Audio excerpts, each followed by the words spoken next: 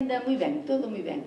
A Rúa da Paz era, desde logo, unha rúa con moitos aromas. Tamén estaba O o aceitunero, non? sí, sí. Iso tamén hai que falar. A ver, sí. No, e hai que falar que a min coñéceme moita xente que iban por ali e non te das conta ter moita clientela. Claro. E sobre todo rapaces, que ahora son homes, e dice que pasaban por ali e botaban llamadas que o caldeiro das aceitunas salían correndo. Correndo, claro. Así que, pois non hai un que non me... Si, era casi unha tradición, Era unha tradición, sí. Ir ali e o meu pai non oía ben, a veces aí un pouco detrás deles, pero vaya, non le daban moita importancia, non? Pero Desde que ano estaba ese negocio? os meus pais abriron no ano 39. Viñeron 2 ou 3 anos desde a provincia de Ávila, e aquelas era que é moi curioso, porque eles é un pobo que se chama Serranillos. Están distribuídos tamén por toda España, non? Eles andaban con caballerías e vendían, salían un mes, non? Por exemplo, iban vendendo pimentón, aceitunas, levaban así unhas cosas. E un día, algúns parentes, un estaba en León, un irmão do meu pai, outro veu para Vigo, outro veu para Santiago, e o meu pai veu para Orense. Estuvo sin establecerse recién casado, con unha cama prestada, nunha pensión na Ponte, aquí onde estaba o aceitunero antes, creo que hubo unha carbonería, según me contaron. Eu nací no ano 39, no mesmo ano que abriron eles a tienda. En principio, según me contaban eles, era unha tienda que vendían aceite, aparte de aceitunas vendían 4 cousas. Unhas escobas, que era aquilo que vendían ser escobas, e non sei que máis venderían. Era unha tienda, foi medrando, porque as aceitunas, no ano que eles viñeron, en Galicia coñecíanse pouco, ou en Ourense particularmente. Eu moitas veces iba a Llariz ou a Celanova, a Verín, a vendelas, onde máis as coñecían era en Verín. Moita xente pasaba e preguntaba que é isto, sobre todo as negras, non? Que eran as lotas. Pasou igual co pepinillo. Sí. O pepinillo aquí non se conocía hasta que non fai en realidad. Sabes canto pesaban aqueles barriles que traían de 400 a 500 kilos? Para movelos, o mascarón era o que os traía. Bueno, o mascarón andaba con un transportista que chamaba Pepe. Entonces traían, tú acuérdate, que para movelos había que... Pois un dos mascaróns, non sei se era o fillo, porque nós para abrirlos, eses barriles, había que afrosarlle os aros, fundir a tapa, levantar a tapa. Como achaba teu pai, un caldeiro aquí, outro aquí, e arrastradiarios, iba al lado do Vitorino, era onde iba a calle, como é, tirando por... Reina Vitoria. Reina Vitoria. Ali había un Vitorino que vendía licor café, Vitorino. a Tutiflén, deixaban todos, zona Santa Mariña por aí, direitiños ao Vitorino antes de ir traballar. O tío tamén foi. Reina Vitoria, esta que vais a para a Alameda, non? Onde están... No, Reina Vitoria. He bajado lo gente posible. ¿Dónde estaba Simaco? Vale. Eso es la calle Reina O que Vitoria. vendía, La linda familia. e teu pai se abriron un ano antes co pai Sí. ali ao lado.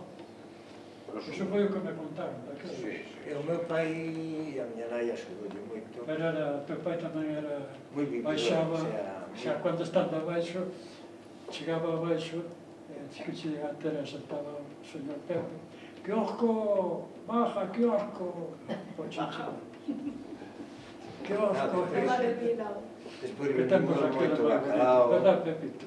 freitos secos moito, o sea, que a cousa fría, medianos, O único local onde se As sardiñas tamén, Vale, as almueras, non? sí, Secas, vamos. sí. Un olor. non Sí. estaba nada. E as anchoas eran un plato de luxo da casa. Había que nas collía, poñías aí unha pedra con un papel e pegaban na pedra, pum, pum, pum, pasaban nelas. Non se vendía moito, Sí. eran tamén un pouco coñecidas. Normalmente traíamolas de Villa García e había unos, por detalle simpático, nós pedimos moita conserva de pescado. Viñan uns guisantes de Vigo, debían ser. Eles traballaban cas fábricas.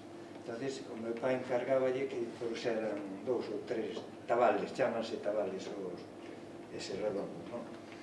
Eles viñan o coche particular deles e apestaba o coche que viñan protestando que... También eres la única de las únicas donde vendíais el bonito a granel. Sí. No había en Orense. Mucho. No había en Orense. Sí. Non quero falar moito porque tenéis que falar vos tamén. Aquí, por ejemplo, nunca se mencionó en todas estas reuniones que tengo venido, que no son muchas, a don Paco el relojero, don Francisco Blanco, que tenía la relojería, la tenía Quito Relojero. Exactamente, vivió toda la vida en la calle de La Paz. Sí, enfrente, aquí. Sí. Bueno, hai Un hombre de paz. Hai varias... Sí. Non, sí, bueno, ainda nos falta falar de moitos personaxes, ainda, por exemplo, da profe, Oi, de eso non me contes que teño todo o pero, e, bueno, de algún local como Rincón tamén, que ten a súa... Sí, bueno, Rincón, primeiro foi súas historias. Primeiro foi destes señores. E logo foi de outros señores. E logo nos fuimos, chegamos aquí no ano 65. Eu viña con os tíos de Barcelona, Javier Generosa. E aquí estivemos, bueno, hasta que me casei, que pasei a mí, pediume con 17 anos, non? A miña trayectoria foi logo xa con casete nova, non? Non tuve unha oportunidade de coincidir con estas vivencias todas antiguas, non? Que, por certo, que son moi bonitas, escoitos con moita atención, porque me agrada oírlas, non? Pero si recordo que o pasamos fantásticamente ben, moi ben. Estábamos, bueno, a nosa familia era por ellas, os que estaban ao lado, precisamente, non? E estábamos prácticamente xuntos, aí empezaronse a facer os riñós ao ajillo e as gambas ao ajillo, que eso foi un boom, non?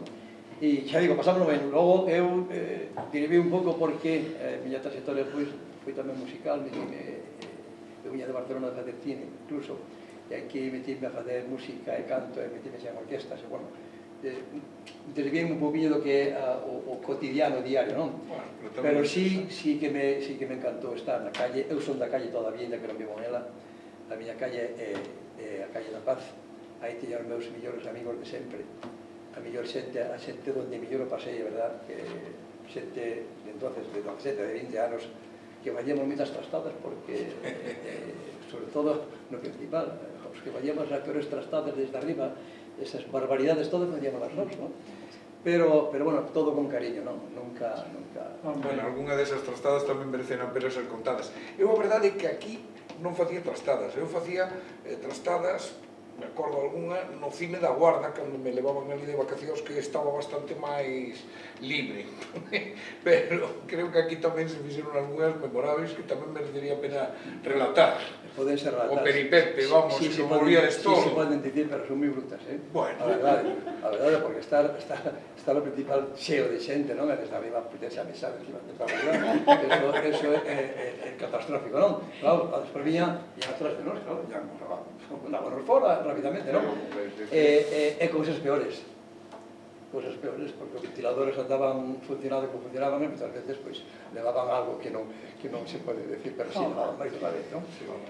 É dicir, que facíamos trastadas de entonces, porque entonces non había droga como ahora, ni outras cousas donde entreteníamos facendo estas tonterías, que non máis que burradas, non? Burradas de rapaces de 18 anos que non tiñan outra cousa que fazer en ese momento, non? Entonces, bueno, pero por demais, xa digo, a mí encantoume estar en esta calle, encantoume viñen de Malagana para Orense, evidentemente, porque viña de Barcelona. Oye, se te chaman a calle da Paz. Sí, evidentemente, sí. Sí, pero digamos que parece que había un pouco de todo. Sí, eu viña acostumbrado a outro mundo, a outra vida, non? Pero bueno, totalmente distinto, non, a isto. Pero sí me adapté perfectamente, porque... Hombre, desde logo, dis que viñeches de Barcelona, por aquí, o sea, que vamos, sí, desde Barcelona logo con 10 anos, sí. é bastante cambio, vamos. Estuve estudiando cine incluso, traballei con Vicente Aranda nunha película, non? Ah, Pero logo, xa digo, viñemos para aquí porque, por lo dixeron os tíos, non me atrevín a deixalos. Porque eu xa con 14 anos pensaba, estaba dando cine en Barcelona, non? Estudiando cine, xa pensaba en ser para Hollywood, con 14 anos. Imagínate, non? Dicir, estaba en outro mundo, outra vida, xa tinha outras ilusións, outras ideas. Pero, bueno, os tíos non tiñan fillos, leváronme con eles, e eu non podía deixalos vir sin mí. E aquí en que orquestras estiveches? E aquí estuve en varias orquestas, en grupos, pero terminé na Orquesta Aurea. En Aurea, estuvimos o último ano de Aurea, cuando se xa cerrou tamén. Na Sala Aurea, vamos, esa que había no paseo, vamos. Allí estuvimos, e o último ano estuvimos Muchos actuando aí. bailar, ¿verdad?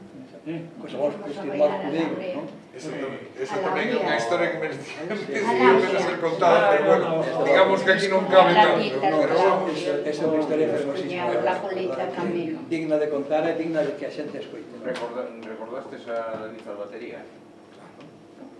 Uno de los mejores de Galicia. Extraordinario, sí, sí.